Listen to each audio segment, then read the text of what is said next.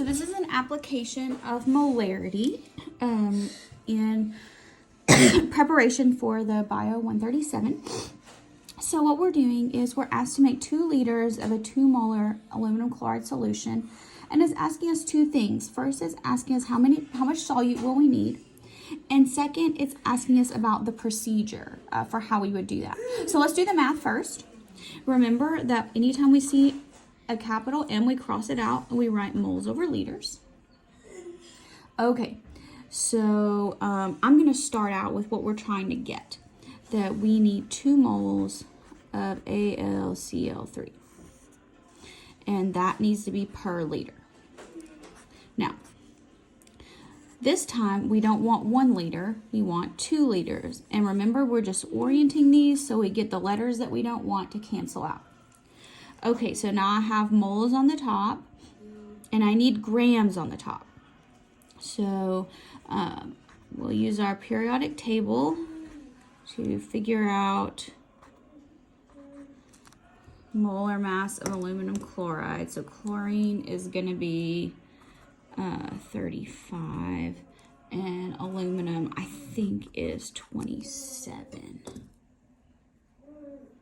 So, all right, that's what I'm going to go with. So then there's 3 chlorides. Okay, so I have 27 plus 35 times 132. 132 grams of aluminum chloride. Okay, so there. Now we let the math, the calculator, do that part for us. So I got 528. And if you rounded differently on your molar masses, you might get a slightly different answer, but this is the right process. Now let's talk about how we add things. And so the easiest way to think about this, practically speaking, is if you've ever made like a sports drink mix or like a lemonade or a Kool-Aid mix, you know, and it wants you to fill it up to like 2 quarts or 1 quart or whatever, however much liquid. So, you know, the Kool-Aid directions say add the sugar and the water, and then let's fill this up to 2 quarts. All right, so what happens if you put all the water in and then you put in the sugar and the Kool-Aid mix? What's going to happen is it's not going to be 2 quarts anymore. It's all going to start spilling out and it's going to spill over.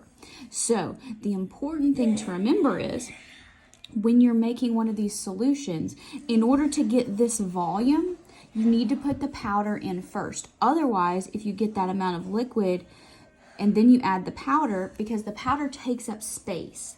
So another practical example for healthcare is that when we mix antibiotics, you know, the ones that you have to shake, like amoxicillin, like the pink antibiotic. So that says that there's 100 milliliters. But the way it comes is it comes full of a powder already. And so, you know, and then when the patient comes to pick it up, there's directions on the back that say you need to add 67 milliliters of water.